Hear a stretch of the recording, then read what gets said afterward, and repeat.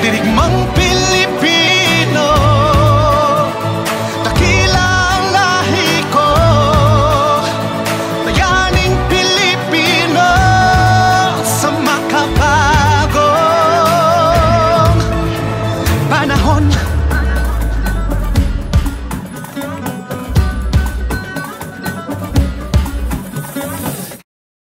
Magandang umaga po sa inyong lahat. Ako po si Loren Legarda. Ako'y natutuwa na kasama namin kayo ngayong umagang ito dahil po dalawang eksperto sa ating kasaysayan, sa ating kabihasnan, ang ating kasama ngayong umagang ito. Iisipin nyo, ano bang pag-uusapan ni Loren ngayong umagang ito? Kasi madalas nyo ako nakikita sa mga Zoom, Facebook at sa mga webinars. Kaiba po ngayong umagang ito, we are launching this morning the first online program called Road to 500. You may ask, what is this Road to 500? Naalala ba nyo ang 1521? Hindi yung kanta ha, yung kasaysayan. Do you know that next year, 2021, is a very historic year? It is a year, I will not preempt, because we have the experts who will tell us about it. We will do recollections of the arrival of foreigners on Philippine shores. We will clarify, elucidate, and probably even correct history. We will reminisce so that we are gifted with that wisdom that we can apply today in this age of pandemic. We will recall the humanity, the compassion, the kindness, and the connectedness of Filipino patriots, their courage, and our current bayanis, frontliners in this age of pandemic, in the Philippines, domestically, and abroad. You're probably thinking, what is Loren Legarda talking about? Why is she talking about the bravery and the courage of our ancestors in 1521 and of the humanity, compassion, and kindness of the people of Mactan and Giwan, as well as the people of Baler? Oh, what is the connection of all this to the present-day overseas Filipino workers and our frontliners during this COVID-19 pandemic? There is a clear connectedness among all of this. And to tell us more about the Quincentennial Committee. Have you heard about that? If you have not, please go to the National Historical Commission of the Philippines website, go to their online programs, and join us here on the Road to 500. The chair of the NHCP, one of my dearly favorite government institutions that actually try to boost our memory of history. He's also the executive director and the vice chair of the promulgated by presidential decree committee called the National Quincentennial Committee. Our great historian in the Philippine government, who I work with so well, we're happy to have with us Chair Rene Escalante. Magandang umaga po sa inyo, Chair Rene. Magandang umaga rin po, Congresswoman Loren. Ang dami nating proyekto. Mula pa na ako'y senador at ngayon ako'y congresswoman ng Antique. Ngunit hindi lamang sa Antique, kundi sa buong bansa. And we're so happy that we're collaborating on this Quincentennial program. Are you ready to tell us more about history, Chair Rene?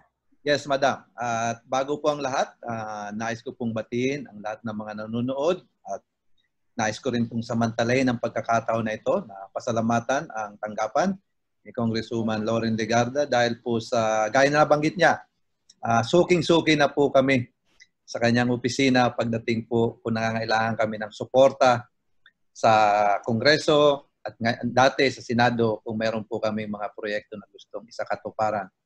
At itong araw na ito, kami po ay labis na nagpapasalamat dahil nabigyan po kami ng pagkakataon na malahad sa kanyang programa na napakaraming followers. Ang dalawang event na mahalaga sa ating kasaysayan. Unang-una po yung 1521 event, pati na rin po yung Siege of Baler, ating pong ginugunita sa araw na ito.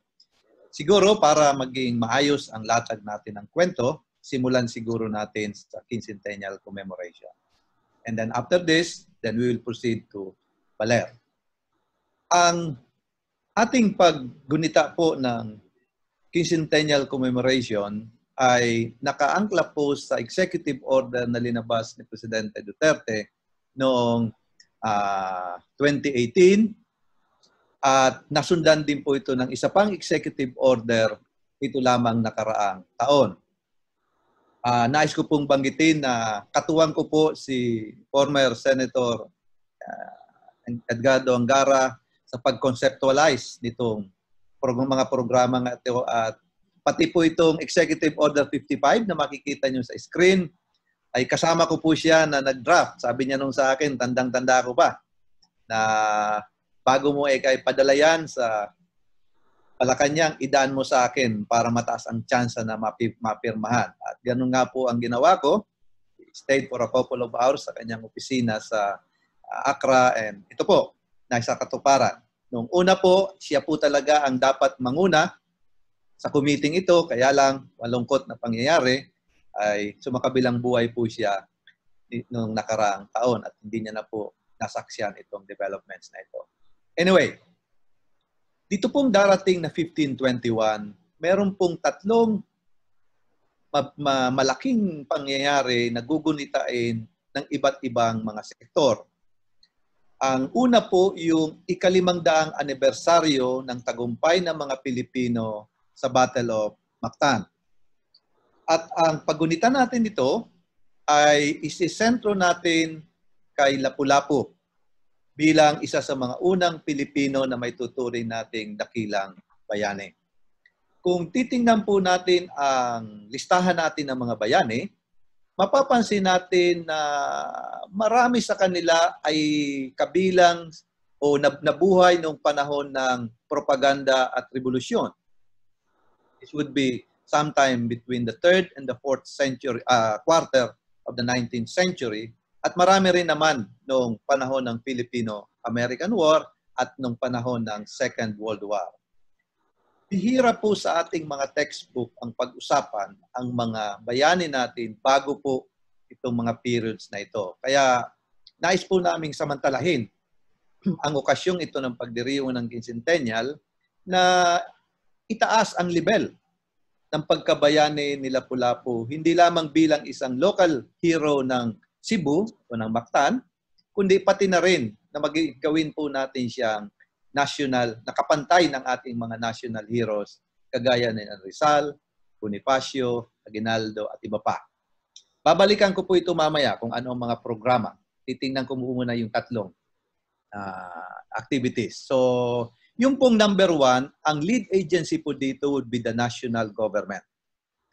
Yung commemoration po ng victory at Mactan. Yung pangalawang big event po naman would be the same, the 500th anniversary of the first circumnavigation of the world. Kung inyo pong maalala ang kasaysayan natin nung panahon, sa napakahabang panahon po, paniwalang-paniwala ang mga tao that the world is flat. Na kapag ikaw ay lalayag palayo sa dagat, ay ikaw ay mahuhulog. Subalit, nagkaroon po ng mga pagbabagong mga natuklasan ang siyensya. Una po, natuklasan yung tinatawag nating scientific revolution, which is the shift from geocentrism to heliocentrism. Ano po ba mga terminology ito? Mahabang panahon po naniniwala ang tao na ang mundo na ginagalawan natin ay ang sentro ng universe. Subalit, nung dumating po si Nicolae Copernicus, isang Polish astronomer, sinabi niya na hindi po ito ang totoo. Sinabi niya na ang araw ang nasa gitna at ang mga planeta ay siyang umiikot. Dahil po dito nagkaroon ng mas malalim na pag-aaral sa hindi lamang sa astronomy kundi pati na rin sa sariling mundo na ginagalawan natin. At doon po napatunayan na ang mundo ay bilog at hindi po ito ay flat. So dahil po dito, naglakas loob ang ilang mga navigators na explore ang mga karagatan natin hanggang po sa dumating itong period na ito, grupo ni Magellan po isang Portuges, subalit hindi pinaniwalaan ang kanyang teorya. So pumunta po siya sa hari ng Espanya, kay Carlos I. At buti na lang, pinatulan ni Carlos I ang kanyang panukala at pinondohan ito at nakapag-assemble po siya ng 5 barko na ito po ang ituturing nating ang unang grupo ng mga tao na naikot ang mundo. At ito po yung ating kina-commemorate sa taong darating. Ngayon, ang lead agency po dito, it's not really an agency, it is an informal organization of different countries, and we call it the Global Network of Magellanic Cities. Ito po ay organisasyon na binubuo ng iba't ibang bansa kung saan dumaong ang ekspedisyon. Kasama po dito ang Portugal, ang Espanya, at ang maraming bansa sa Latin America, ang Guam, at tayo, at ilan pang bansa dito sa Timog Silangang Asya. Ngayon, nagsimula na po ang pagdiriwang na ito noong March 18, 2018. Nagsimula po ito sa Valladolid, isa po itong syudad sa Espanya, at ang event po na kinommemorate din, yung pong pagpirmahan ni Magellan sa ni King Carlos para sa kasunduan nitong ekspedisyon na ito. Dito pong nakaraang Agosto, kinommemorate na rin po yung pag-alis ng ekspedisyon sa Espanya. At dito pong first quarter, tinamaan lang ito ng COVID, na ang komemorasyon po ay nasa Latin America na. Kasi by this time, ang ekspedisyon ay nasa lugar na ito. At pagdating po ng first quarter, nasa Pacific na po sila, at hanggang sa umabot po tayo ng Abril, kung saan sila po ay darating sa Pilipinas. At mananatili sila dito ng halos 7 buwan. So, yan po yung pangalawang komemorasyon. At ang pangatlo, ito rin po yung okasyon na ginugunitan natin yung pagdating ng Kristyanismo sa ating bansa. Kasi po, isa sa mga dala ng Magellan Expedition ay ang reliyon ng maraming Pilipino ngayon. Kung pamilyar po kayo sa tradisyon ng sinulog, alala nyo yung Santo Niño de Cebu, ang ugat po niyan ay dito po sa okasyong ito kasi matapos po mabinyagan ang asawa ni Raho Mabo ng Cebu, binigyan po siya ng regalo ni Magellan ng image of Santo Niño na matutuklasan ito noong panahon ni Legazpi. So ang lead agency po dito ay ang Catholic Bishop Conference of the Philippines, and the center of the celebration will be in Cebu under the leadership of Archbishop Jose Palma. So ito po yung tatlong malalaking pangyayari na atin pong gugunitain itong darating na taon. At harinawa, matapos ng problema natin sa COVID kasi napakarami po sana namin gustong gawin, mga activities. Subalit dahil po sa quarantine rules, ay nauwi na lang kami sa mga ganitong okasyon. So, yan po, Congresswoman, yung general perspective po ng ating commemoration. Salamat sa iyong napaka-comprehensive na paglahad ng ating mga preparasyon ng National Historical Commission at ng iba't ibang ahensya ng gobyerno para sa paggunita ng tinatawag nating quincentennial o 500 taon. Ipaliwanag po natin na bakit ba natin ginugunita ang pagdating sa Giwan Samar? Okay. At yan ay kahalintulad ng pagdating rin sa Mactan. At okay, bakit ating kasama? Gusto kong i-introduce isa sa ating mga katrabaho ng National Historical Commission na historian na parte ng profesor sa De La Salle University ng history at pati na rin ng History Association. Siya ang press officer. At ang kanyang specialization, among many things in history, ay yung ating RA, is it 9187? Yes, 9187. It was way back, 18 years ago when we legislated this. Ito ay vision at advocacy ni dating Senate President Edgardo Angara, ang anak niya, ang ating kaibigan na si Senator Sani Angara. Sana nakikinig si Sani. Hello. This should be live streamed also in the whole of not just Baler, but Aurora. And your father has done so much. Yes. First, siyang nag-author nito. Ako po ay co-author as a young senator then. And second, ito po'y napondohan at patuloy pong ini-implement ang selebrasyon ng Philippine-Spanish friendship. Isipin natin, ano ang koneksyon kaya ng Homonhon sa Giwan, sa Battle of Mactan, sa pagpondo ng Spanish king sa isang Portuges na explorer na Magellan na lumapag sa Pilipinas, na ang Pilipino ay kasama, may parte sa unang pag-ikot o pag-circumnavigate ng ating mundo at planeta. At nagkaroon ng isang bayaning Lapu-Lapu sa Kabisayaan. At the time, wala pang konsepto ng regions or Luzon, Visayas, Mindanao. At ano ang koneksyon noong 1898 na yung mga last, how do you say, stragglers ba ang tawag doon? Na hindi nila alam ay tapos na ang gera, nakatago sa isang napakagandang makalumang struktura na Catholic Church sa Baler na binisita ko dati at naging speaker ako sa Philippine-Spanish Friendship at ang may expertise dyan ay si Professor Xiao Chua, diba? Charleston Chua of De La Salle University. Pero ang haba, paano ba natin, Chair Rene, pag-uusapan ang siguro pa sa Portugal at saka sa Espanya, papunta ng Homonhon at ng Mactan, papunta ng Baler sa Quezon hanggang ngayon sa Metro Manila. Paano natin gagawin yan? 500 taon.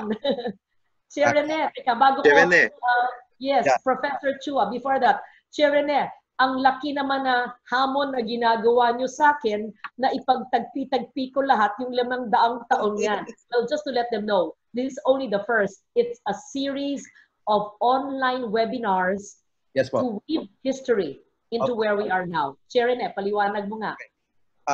Naging tradisyon na po sa kong ng NHCP na tuwing meron kaming major commemoration, we do not simply go back to the past. We try to extract positive values from the commemoration.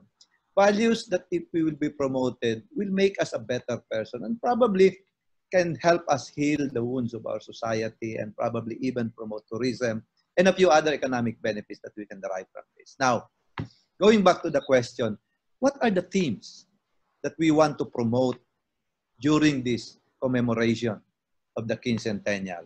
We have identified 4 themes, but for the sake of this webinar, gaya na nabanggit ni Kong, the other themes will be developed in the other series that we will have later on. One theme that we are going to develop would be the value of unity. Ipapakita namin na the success of the circumnavigation will not be possible if those people involved were not united. We can start this from the process when they were preparing the expedition in Spain. Nung unang ilatag po ito ni Magellan yung plano niya, hindi muna ito pinatulan. Gaya na nabanggit ko kanina, no deal dito yung King of Portugal, kaya sa tumawid ng Spain. Nung dinala niya ito sa Espanya, first reaction, negative din. Subalit, nung ipaliwanag ito ni Magellan, nagkaisa po yung mga negosyante, paghihikayat na rin ni Haring Carlos, na ponduhan ito. At kung re-reviewin po natin yung komposisyon ng ekspedisyon, around 240 plus, ito po ay binubuo ng mga navigators na galing sa iba't ibang bansa. So ito pong iba't ibang nationalities na ito ay nagkaisa at naniwala na may katotohanan itong planong ito at itong project na ito ni Magellan. Ngayon, nung dumako naman sila sa Pilipinas, meron ding isang event na pwede nating sabihin na ang unity ay lumitaw din. Ito po yung dun sa Battle of Mactan. Kung hindi po nagkaisa ang mga islanders ng Mactan at naniwala kay Lapu-Lapu na kailangan nilang idepensa ang kanilang lupain, siguro hindi naging matagumpay ang mga Pilipino sa labanang ito. So, at ngayon, kung dadalhin po natin ang usapin ngayon, kung hindi po magkakaisa ang mga Pilipino sa ating paglaban sa COVID-19 pandemic, sa tingin ko, mahihirapan tayong magtagumpay. So, huhugot po tayo ng inspirasyon dito sa circumnavigation. At isa po sa sikreto, kaya naging matagumpay tayo, naging matagumpay ekspedisyon ng 1521 ay dahil po sa unity. At yan po ay ipopromote natin sa ating mga activities. Na sa panahon ng ganitong mga kagipitan, mga krisis, kailangan po talaga tayo ay magkaisa. Yung pangalawang theme po na i-develop natin ay yung magnanimity. Ito po yung center ng ating discussion ngayong webinar na ito dahil sa dito po sa 1521 event, particularly what happened in Samar and also in other parts of the country where the expedition anchored. Dito po ipinakita ng mga Pilipino ang kanilang kagandahang loob at kanilang pagiging matulungin. Nung dumating po yung ekspedisyon sa Samar, ito po yung unang tinatawag namin itong first landfall, nakita ng mga islanders na yung mga tao doon ay, na yung sakay ng expedition ay karamihan sa kanila may sakit. Payat na at yung iba, they are almost dying dahil po sa haba ng biyahe na kanilang tinahak at naubusan na po sila ng pagkain nung sila po ay nasa karagatang Pasipiko. Hindi po sila nagkakaintindihan. Walang verbal or written way for them to know. But despite this, kahit na po hindi nagkakaintindihan, kahit hindi kilala, nung humingi ng tulong itong mga ekspedisyong ito, binigyan po sila ng pagkain. Nanatili ang ekspedisyon sa baybayin ng Samar for almost a week. And during this stay, they were allowed to recoup and to regain their health and strength. Ito po ay isang napakagandang katangian nating mga Pilipino na sa tingin namin, hindi natapos sa 1521. Kung titingnan po natin, madam, yung kasaysayan ng ating bansa, yung ating pagiging matulungin sa mga dayuhan na nangangailangan ng tulong ay nagpatuloy. Noong sumiklab po ang Opium War sa China, tumakas po ang ibang mga Chinese at pumunta po ito sa atin at ito po ay ating winelcome. Yung mga Russians na kalaban po ng mga komunista nung panahon na ito, nung pumunta po ito sa ating bansa, sila rin po ay kinupkop at binigyan sila ng matitirhan dito sa Samar area. Kung napanood nyo po, madam, yung pelikulang Quezon's Game, pinalabas ng nakaraang taon, dito pinakita yung kagandahang loob ni Presidente Quezon noong panahon ng pangalawang digmaang pandaigdig, kung saan yung mga Hudyo na pinipersecute yun ng mga Nazis sa Germany at sa ibang lugar na kaalyado nito ay binigyan din natin ng refuge dito sa ating bansa. Nagpatuloy din po ito nung panahon ng Vietnam War, kung saan marami po mga, yung tinatawag natin noon, madam, na mga boatmen na ating kinupkup dito sa mga zone natin sa Palawan at sa Bataan. Nang sa ganon, hindi po sila malagay sa alanganin. Pati na rin po nung time ng East Timor, nagkaroon din kaguluhan doon, nag-offer din po tayo ng shelter sa kanila. So ano po ba ang pinapakita nitong mga events na binabanggit ko? Pinapakita po dito yung katangian nating mga Pilipino na meron tayong magandang kalooban, tayo ay mahusay makipagkapwa-tao. At kung inyo pong siguro nabalitaan nyo naman kung na mayroong mga bansa sa Europa na openly they recognize the effort and the contribution of our Filipino medical workers working abroad in their fight against COVID. Na kahit hindi natin kilala itong mga taong ito hindi lamang sa larangan na paghahanap buhay, kundi pati na rin sa larangan ng kapwa. So, ito pong virtue ng magnanimity ay isa po sa itinutulak ng National Quincentennial Committee na isa sa mga values na atin pong ipopromote itong mga darating na araw para ipakita po sa mundo kung anong uring tao ang mga Pilipino. Ngayon, gaya ng nabanggit niyo po, linaktawan ko po yung baler dahil gusto rin ko pong marinig ang partisipasyon dito ni Professor Xiao. Dahil dito rin po sa nangyari sa baler, makikita natin na naiiba po talaga ang Pilipino. Bukod siguro tayo na yung bang matapos sumuko ang kalaban, hindi po natin sila pinatay. Binigyan po natin sila ng grace for exit. Yung para bagang, yeah, we won, but we do not persecute our enemies. We offer them safe passage at ito po ay nanggaling mismo sa presidente natin doon kay Emilio Aguinaldo. Kung titingnan po natin yung ibang mga bansa, tingnan niyo po yung nangyari sa Francia after the French Revolution, ano po ang nangyari sa kanilang hari at asawa. So, hindi po ito naganap sa Pilipinas. Kaya makikita natin na itong araw na ito, tinatawag namin ito at lalo mga taga-Balay na Dia de la Amistad. Mamaya papaliwanag ni Xiao kung anong ibig sabihin ng amistad.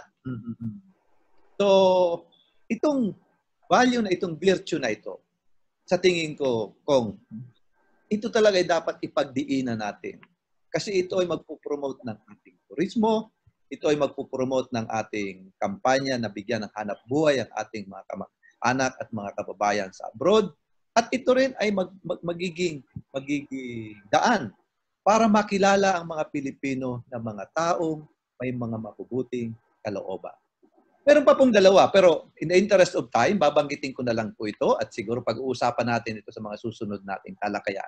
Ito po yung sovereignty, nalilitaw ito sa pagdepensa ni Lapu-Lapu sa Battle of Mactan, at yung panghuli po, yung identity. I guarantee you, Madam Congressman, na talagang paborito nyo ito. Kasi sa identity, ang pag-uusapan naman natin, yung kultura ng mga Pilipino bago dumating ang mga Kastila. At yung damit nyo po ngayon at yung advocacy nyo po ay isa yan sa ipopromote na. We will set aside that. Not this meeting. We will hold that. I know. I saw your plans and this is like a year's work. It looks like it's not just a one session with us together. Pinapagtrabaho po ako ng sobra ng National Historical Commission. But sanay na po ako dyan. And clearly, what Chair Rene Escalante is saying, that we can see the compassion of the Filipino people way back during the time of our ancestors. And we see how they actually shared what they could, cared for the people who went to our shores 500 years ago. And to tell us more about the compassion of the Filipinos in that side of the country. From the Visayas, we go back to Luzon. And an expert will tell us now about the day we are celebrating. Today, we're celebrating the Philippine-Spanish Friendship Day. It is a day that we celebrate our shared history and heritage with Spain, no longer as a colonized state, but as a sovereign nation state. It was during our first term, as we mentioned, that we co-sponsored the declaration of June 30 of every year as the Philippine-Spanish Friendship Day through Republic Act 9187. And we will have the heartwarming history and story behind why June 30 was chosen as a day to celebrate. And Professor Xiao Chua is with us, who will tell us about the Spanish, the stragglers, the Filipinos then, President Manuel L. Quezon, and many more. Thank you very much, Professor Chua. Makasaysayang araw po, Ma'am Loren, at sa lahat ng ating mga nakikinig, Chairman Rene Escalante, sa ating NQC Secretariat, sa staff ni Ma'am Loren. Thank you so much, and sa lahat na nakikinig. Una sa lahat, before I start my presentation, I would like to say I'm excited to talk to you, Madam. I have many selfies with you, but this is the first time we're actually talking. Well, una sa lahat, I thank you, ano, and of course si Senator Edgardo Angara, ano, for your efforts, no, for culture and history. Talagang iilan lang ang ating mga leaders na may talagang pagmamalasakit sa ating kultura. Kaya salamat po. And salamat po you're doing this program for the next few months because this will be a great help for the quincentennial. We need to celebrate this very beautiful commemoration. And interest ko po yan kasi every time that we commemorate something, the interest of people in public history o yung kasaysayan pangmadla ay tumataas. Kaya malaki po yung papel ninyong gagampanan, ma'am, sa pagbabandila ng ating quincentenaryo. Marami pong salamat. So, we're talking about Philippine-Spanish Friendship Day, which was started, if I'm not mistaken, in 2003. It was a law, Republic Act 9187, an act declaring June 30 of the year as Philippine-Spanish Friendship Day, appropriating funds therefore and for other purposes, which was signed by then President Gloria Macapagal Arroyo. Nakakatuwa to kasi I also remember myself going to Baler in 2005 and 2006, participating in the celebrations there. So, first, siguro, balikan natin yung panahon na walang Philippine-Spanish Friendship Day. Bakit ba ito naisip? Siguro, iniisip nila, una, bakit may Philippine-American Friendship Day? Tayo, July 4. Pero wala tayong Philippine-Spanish Friendship Day. Yun yung isang contention dyan. Nakakatuwa kasi may mga panahon na ang akala natin ay yung mga Amerikano ay talagang, you know, very positive yung kanilang role sa ating colonization dahil sa education. Well, in fact, meron din silang mga nagawa noon na hindi maganda. And of course, overwhelming ang ating pagtingin noong unang panahon na walang nagawang maganda ang mga Kastila sa Pilipinas. Now, of course, when we say Philippine-Spanish Friendship Day, we're not denying that there were some bad things that happened and some bad things done by some of the Spaniards. But we should always remember that there was a cultural confluence between Spain and the Philippines because of the colonization.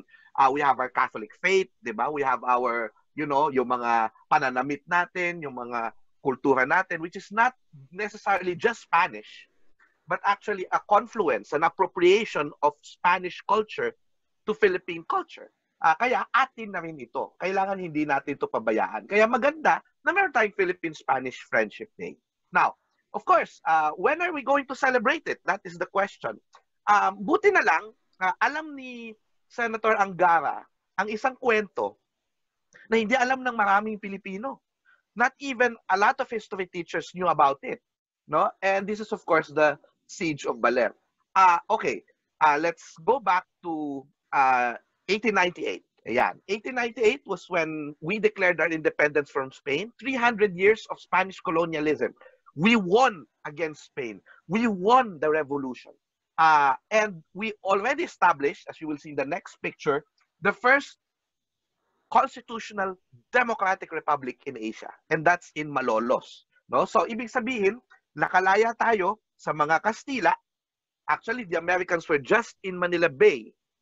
And we were already on our way to building our republic. We will have our Congress in September. And of course, we will launch the republic in January of 1899. Pero nangyayari, Ma'am Loren, noon ay ang pangit kasi parang yung mga Kastila pala na natatalo natin, ayaw sumuko sa atin. Kaya sumuko sila sa Amerikano.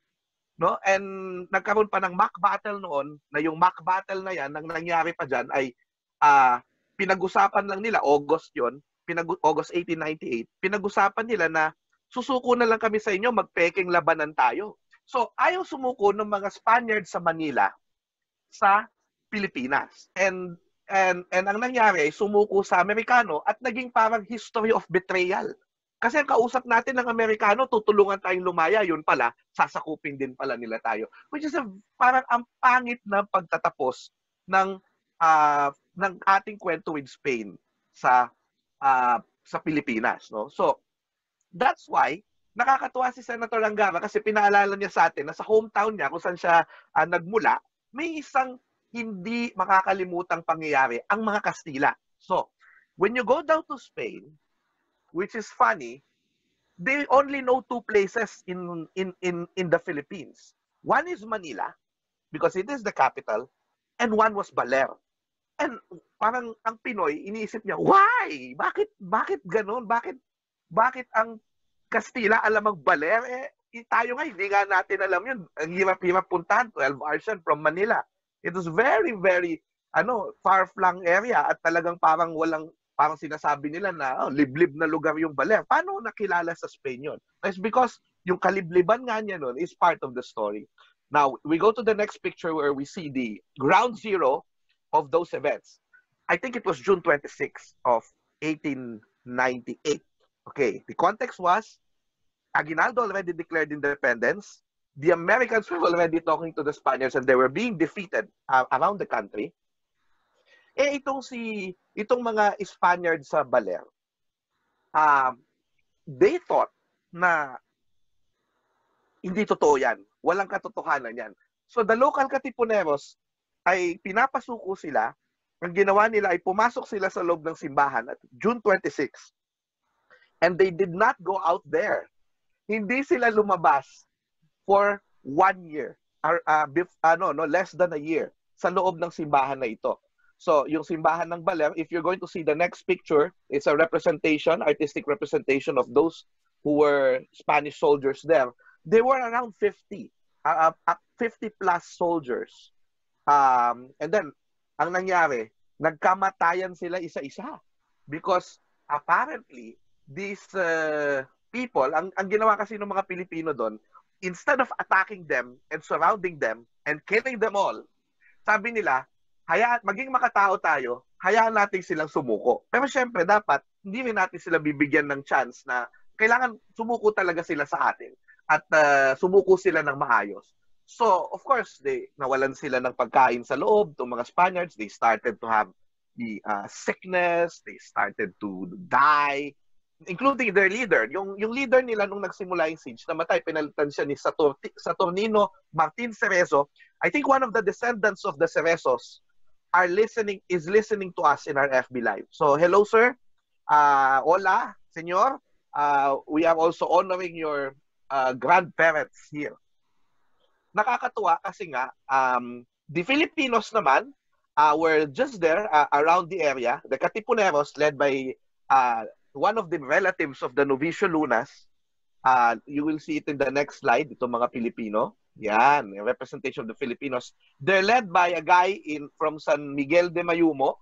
In the next picture, you will see him. He's Simon Ocampo Texon from the Republican Army of Emilio Aguinaldo. So they were sent, diba, to Baler to help the Luna, yung Luna na naroon, para pasukuin tong mga tao. Alam nyo, nakakalungkot yung nila, no? They started to even eat the dead just because they were so hungry. Pero yung mga Pinoy, hinayaan lang sila doon. So minsan, saywar kasi yung nangyayari dyan. Nagpiesta pa sila sa harapan ng mga ng simbahan, gumagawa sila ng mga masasayang bagay para inggitin yung mga nasa loob ng church. But of course, what happened was, finally, around the June of 1899, isang taon na sila doon sa simbahan ng Baler, nasa loob.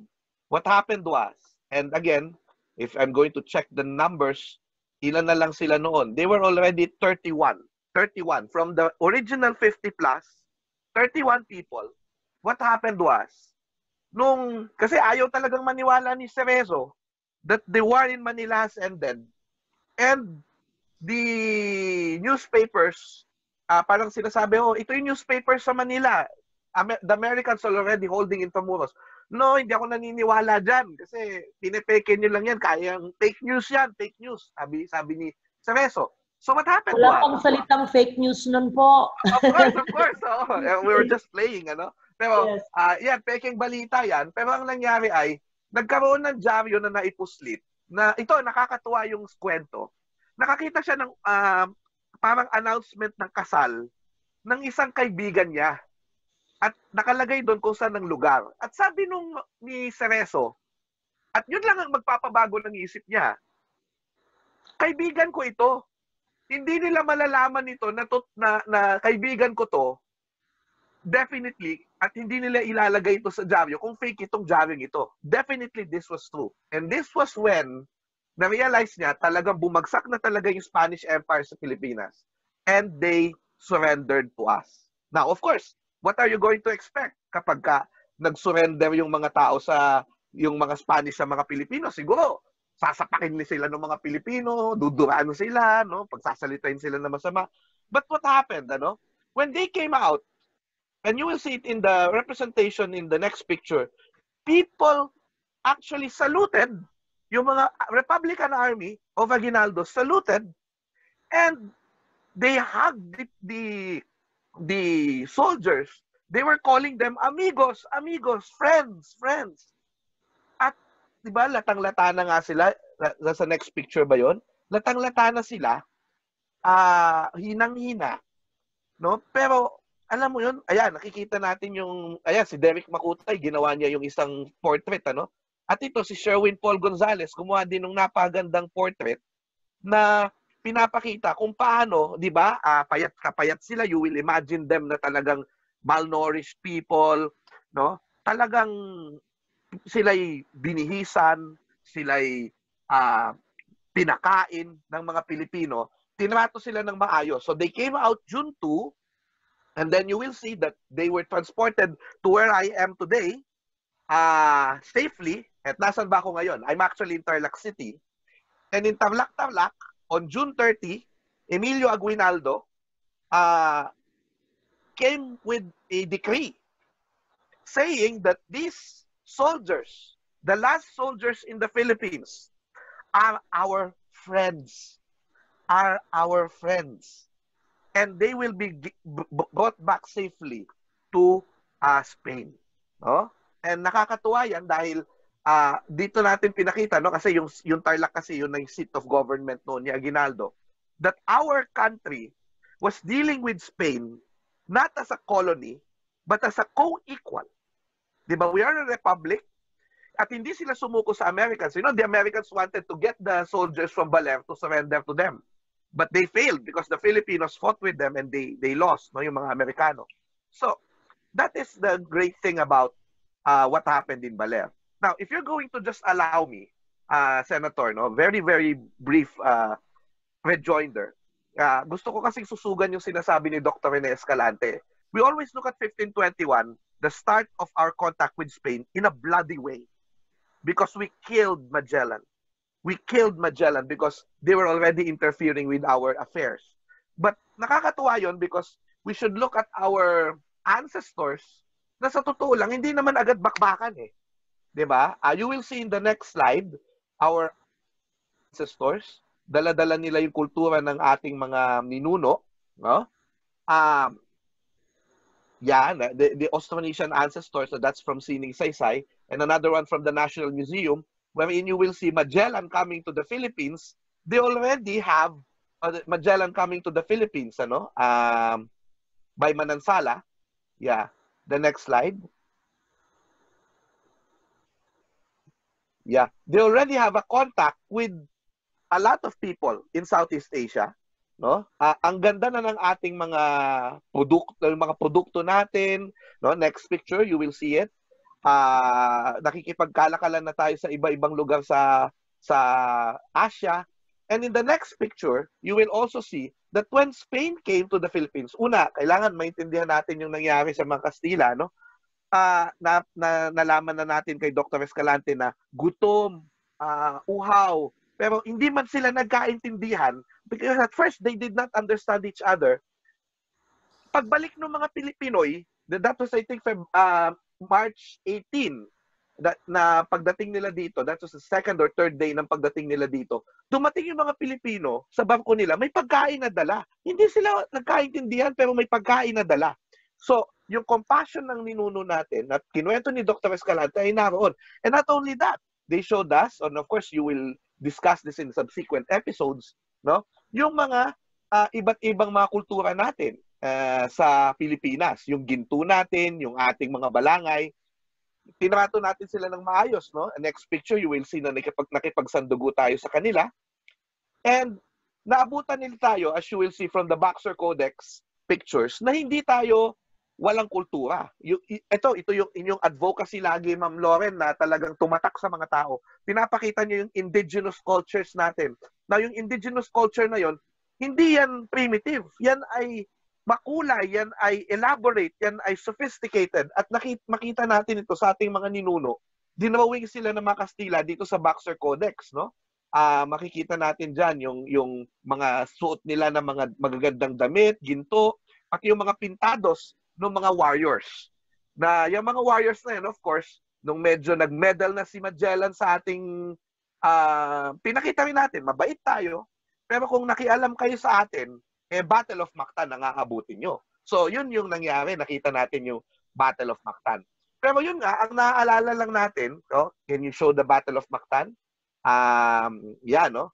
Now, ang naalala lang natin, when we look at 1521, ito, hindi yung kindness. When we look at the Spanish period, ang naalala lang natin, yung kasamaan nila at na tayo ay lumaban, which became, of course, the inspiration of a lot of us. And napakaganda nun. You will see in the next slide, the next picture, yung ating pakikipaka para sa kalayaan, depicted by Carlos Botong Francisco. Yan, yung mga susunod. Malapit na tayo, no? Sige pa. Ayan. So, yung nangyari sa sa Baler, ay hindi yun ang ending natin ng Spanish period. I mean yung nangyari sa Manila, mock battle, na panloloko yung nangyari. Ang nangyari sa atin, Baler ang ating ending point na napakaganda. Napakagandang ending point ng Baler kasi kabutihan yung ginawa natin. And of course, sa Baler, at that time, nung nangyayari yung Siege of Baler, we were already, someone who came from Baler, Manuel Quezon, was already part of the Revolutionary Army. And eventually, this guy from Baler, Quezon, when he became president of the Philippines, no, Ma'am Loren, nakakatuwa, na itong si Manuel Quezon na ito also showed the same compassion, no, na pinakita ng mga tao sa Giwan, ng mga Pilipino sa Giwan, ng mga pinakita sa Baler, because when he became president, next slide please. Ayan, makikita natin si Quezon. Yan, no? Actually, nung naging presidente siya, he reprieved all the death penalty cases. Talagang tinanggal niya yan dahil humane siya eh. Walang Pilipino daw na magmamakaawa para sa kanyang sariling buhay. But he also, nung nandyan na, nanganganib na yung mga Hudyo, eto na, sabi niya, why are the Americans not, taking them in? Why are other countries not taking them in? We were not a free country at that time. We were under America. Pero anong nangyari? Quezon, nung nalaman niya na nanganganib na yung mga Jews, next slide, no? Na sila'y pinapatay, na sila'y kinukulong, na sila'y sila'y inaapi, gumawa siya ng listahan, kasi nakiusap siya sa Amerika, papasukin natin tong mga taong gustong magtrabaho at dalhin sila sa Pilipinas. And yan po ang nangyari. Naligtas yung 1,300 Jews at sila'y tumira.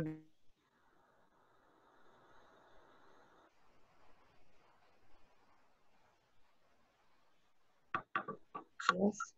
Oh, did I lose you? Yeah, I think na-cut off yata. Na-cut off si Professor Chua. Okay, we hope to have him later. What happened to his internet? Uy, ang ganda pa naman ng ating photos. Okay, we lost him, but we will continue. Ng compassion, di ba? Okay, there, we have him again. Yun lang.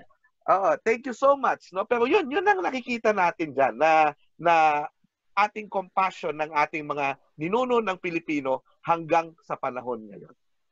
What is this last picture? It bothers me. The last picture of the children, is this in the Philippines? Ayan po yung sa Vietnam War, dahil po, anong nangyari nung yung Vietnam War, di ba, niligtas din natin yung mga Vietnamese. Okay. I take note, Professor Chua, of your usage of the word Republican Army as opposed to revolutionaries. Kasi nga, revolutionaries, panahon ng revolusyon, pero tayo isang republiko na, kaya parang may dignidad ang ating paggamit pag tinawag nating Republican, hindi Revolutionary Army. Tama bang aking pag-intindi ng tamang paggamit ng salita? Tama po. Although noon, tinatawag nila sarilang revolutionaries, pero sa ating perspective ngayon, talagang gobyerno kasi tayo eh. We have to accept that at that time. Okay. So, we take note of what you said of the humanity and the compassion and the kindness that the Filipino people who were in Baler at the time extended to the last stragglers, yung mga nanatili sa simbahan sa Baler, nakala nila ay nakikipaglaban pa ang kanilang mga comrades, yung pala ay tapos na ang revolusyon. At sila ay sumuko sa mga Pilipino, hindi sa Amerikano, at sa halip na saktan o laitin ng mga Pilipino na meron independent na republic noong panahong yon, tayo ay tumulong sa mga may sakit, sa nagugutom, at we repatriated them back to Spain.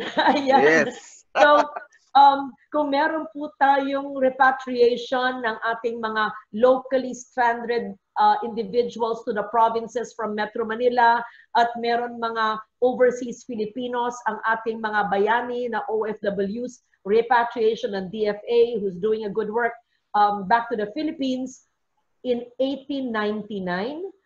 Could we use the word repatriation loosely? We repatriated the Spanish army and Spanish fighters who were fighting long after the war was done and gone, and the Filipinos embraced them with goodness, kindness, compassion, and helped them go back to their homeland. Is that correct, Professor Chua and Chairman Rene? Or am I stretching my imagination? Because the Filipinos repatriated the Spanish way long before repatriation during these days of pandemic. I'm just trying to find connectedness and points of comparison. Yes. You know, ang dami pong nagpe-Facebook sa atin. I'd like to read their names and their messages. Okay. We have Andre Untal watching this program courtesy of our very adept congresswoman from the Lone District of Antique, DSL. Oh, very good. Thank you. Gerson Tabot, makasaysayang araw po. Allen Cristal Pasoot, the Filipino has love for humanity all these years that we should be proud of and continue to do during this especially trying time. Joy Gahelan watching from Sampaloc, Paulo Cabling. It's like I'm watching Dayao and the Inside Story combined. Thank you. We had Professor Chua on Dayao on Intramuros the other day, our expert. Thank you. Oh, yes. Thank you po. Yes. Paulo says, greeting from Bulacan. And N. Nang Buhay, I don't understand, watching from Alabang. Alex Kalwag, is it weird? It's not weird that listening to Dr. Escalante makes me miss my 7:30 a.m. majors class with him. Oh, hello po, Dr. Escalante and Sir Xiao. Oh, looks like meron po kayong estudyante. Hindi po weird. Maybe he just used the name, the term weird. Hindi kami weird dito. O masaya lang siya. Okay, Monteza Arlene Seville, good morning. I'm here again watching from Marikina City. And we have Ambassador Cookie Feria, who is watching from Lisbon. Ambassador Cookie, perhaps we could do just a Zoom or a webinar, because part of these funds actually started in Lisbon when I was there, I believe in 2018.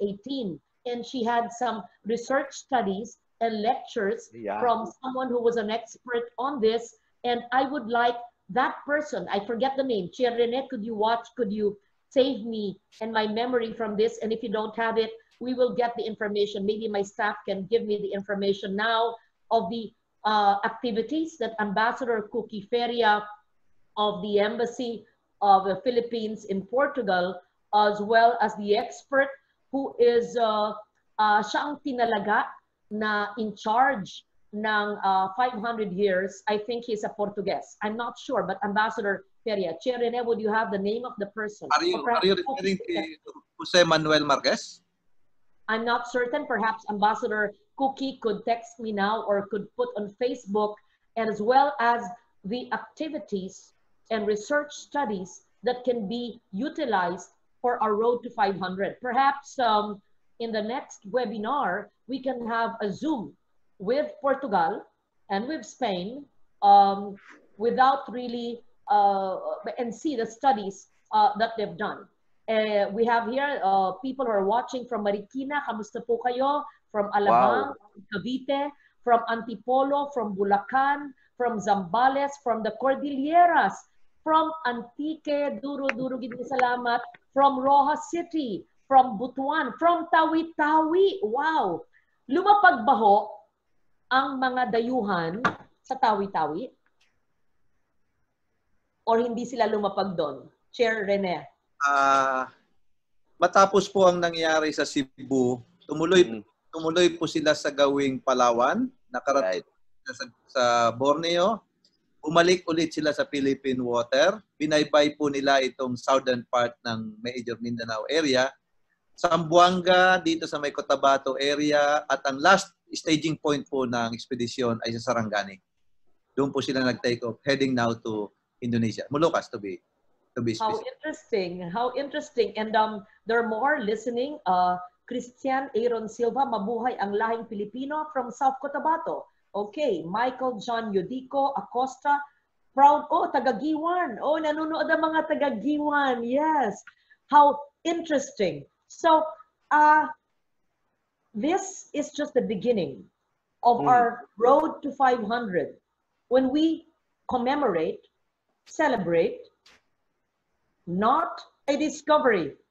Dahil tayo ay maganda, malawak, malalim na ang ating kasaysayan, kabihasnan, nang dumating ang ating mga kaibigang dayuhan.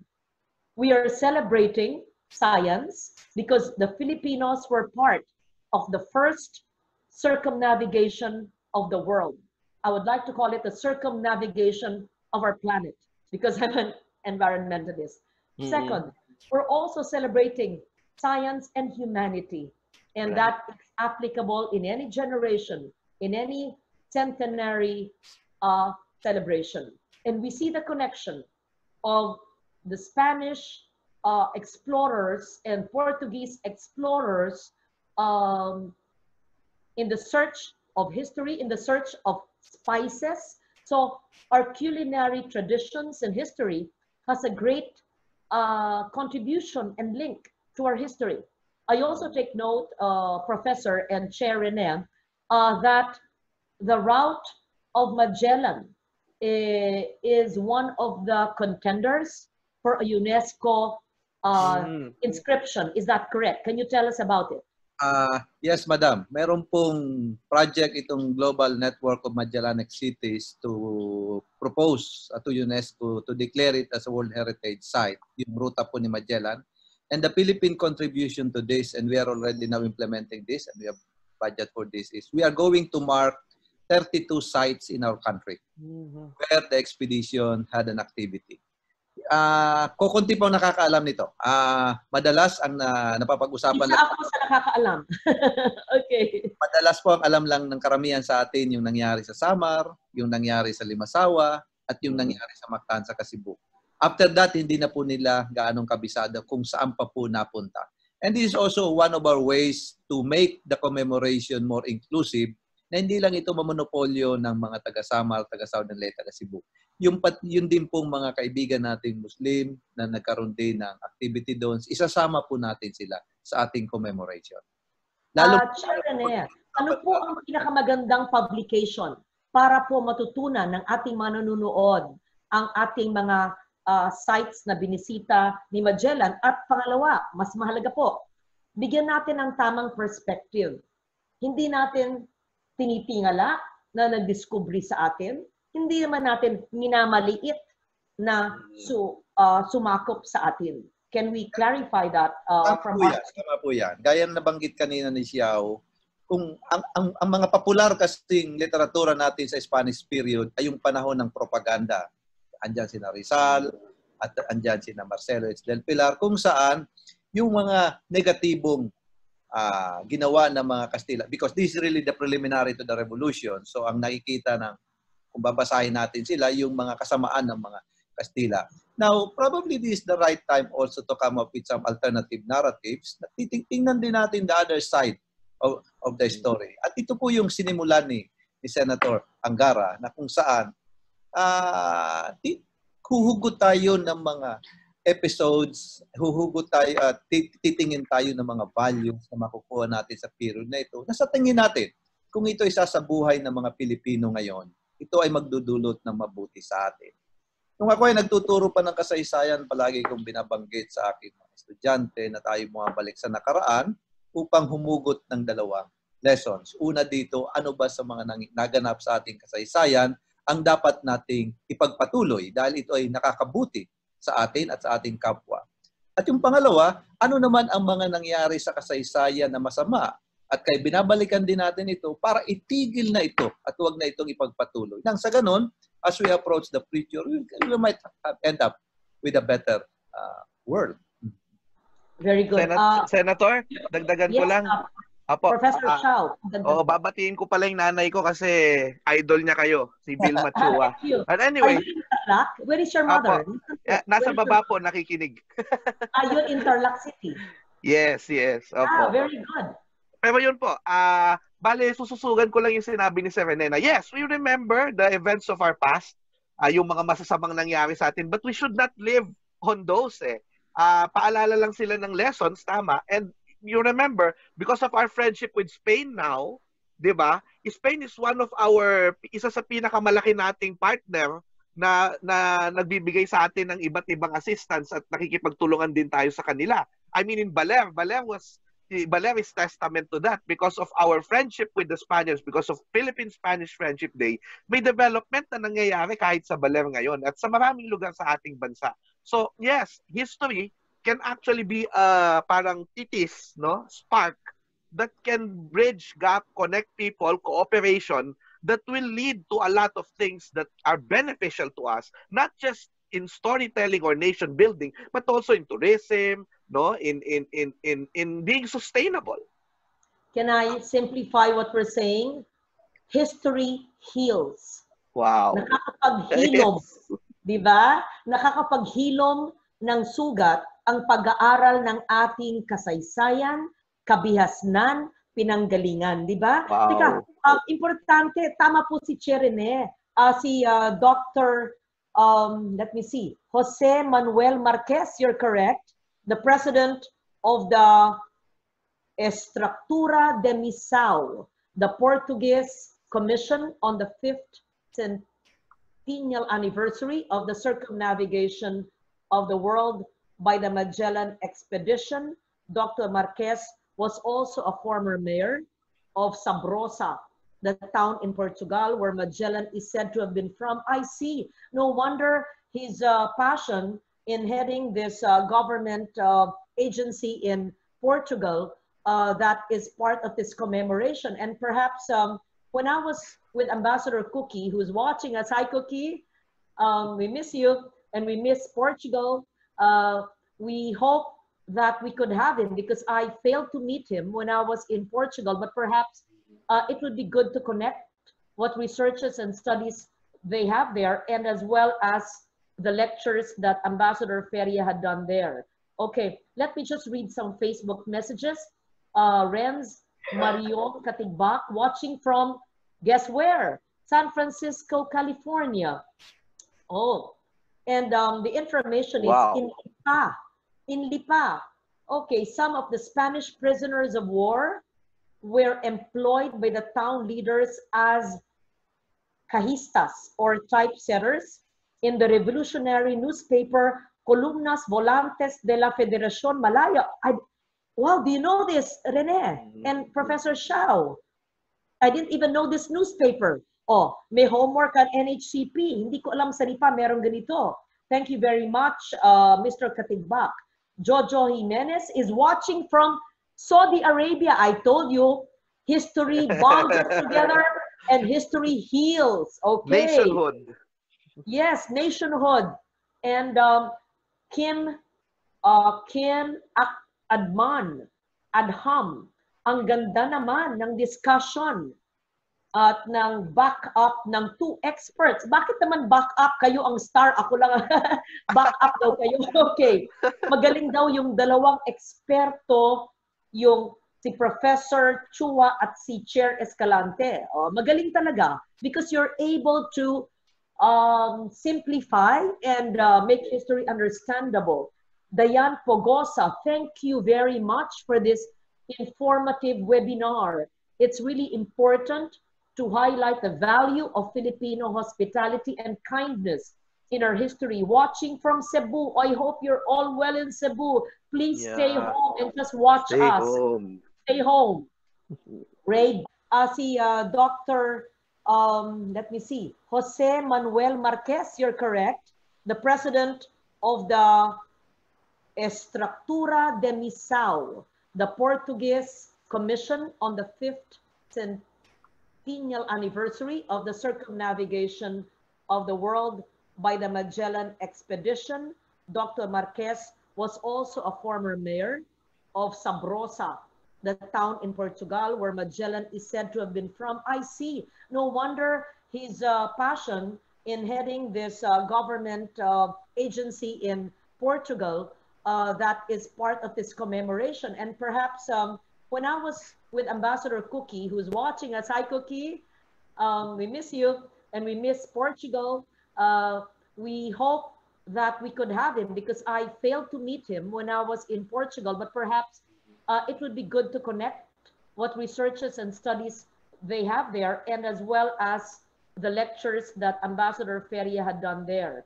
Okay, let me just read some Facebook messages. Renz Marion Katigbak watching from, guess where? San Francisco, California. Oh, and the information is in Lipa. In Lipa. Okay, some of the Spanish prisoners of war were employed by the town leaders as cajistas or typesetters in the revolutionary newspaper Columnas Volantes de la Federación Malaya. Wow, do you know this, Rene and Professor Shao? I didn't even know this newspaper. Oh, may homework at NHCP. Hindi ko alam sa Lipa merong ganito. Thank you very much, Mr. Katigbak. Jojo Jimenez is watching from Saudi Arabia. I told you, history bonds us together and history heals. Okay. Nationhood. Yes, nationhood. And Kim Adham, ang ganda naman ng discussion at ng back-up ng two experts. Bakit naman back-up? Kayo ang star, ako lang. Back-up daw kayo. Okay. Magaling daw yung dalawang eksperto, yung si Professor Chua at si Chair Escalante. Oh, magaling talaga because you're able to simplify and make history understandable. Diane Pogosa, thank you very much for this informative webinar. It's really important to highlight the value of Filipino hospitality and kindness in our history. Watching from Cebu, I hope you're all well in Cebu. Please stay home and just watch us. Stay home. Ray Basco, great topic and discussion. Mabuhay. Salamat. Queen Loresta Pugalin, maraming salamat po sa very informative webinar. Huge help po sa aming LGU. Wow! Sa akon kasi manwa, sa Aninii Antique. Thank you. Ay, Cookie Feria. Ay, Cookie, hello. We have lots of memories. Thank you, Congresswoman Legarda, for your valuable assistance in allowing us to bring our narratives to Portugal. We continue to work with our Portuguese institutional partners, such as the Center for Humanities of the Universidad Nova de Lisboa, to bring out more materials from the Portuguese archives and libraries. So we would expect perhaps some research and reports from our embassy in Lisbon to help not just Professor Chua and my office, but also the National Historical Commission. Perhaps we could have a suggestion from Cookie, who is watching us, Ambassador Feria, resource person aside from Mayor Marquez. We can have Mayor Marquez. He just has to suffer the time difference. It's early morning there. And from the Institute or the Center for Humanities of University of Lisbon. So we can have University of Lisbon, we can have Dr. Marquez, we can have Chair Escalante, and why don't we make Professor Chua a permanent fixture with us? Ay, fixture, hindi po fixture. Resource person. Okay. So, hello to your mother in Tarlac City. Mrs. Chua, kamusta po kayo? Salamat po sa inyong panunood sa amin. There's so much more, but it's already 11:08 and I promised just 1 hour. And I did not realize that this is a continuing webinar that the NHCP is imposing on me, but I willingly, I willingly accede to that invitation of Chair Rene Escalante, a great, brilliant partner in government, and historians like Professor Chua. Perhaps you could ask the whole Historical Society to join us in the webinar next time. And we invite all of those who are watching to share this on Facebook. This is the Road to 500, commemorating 1521 and the many events and activities in our history that make us who we are as a people today. We are focusing on science and the part of the Filipinos in the circumnavigation of the world of our planet.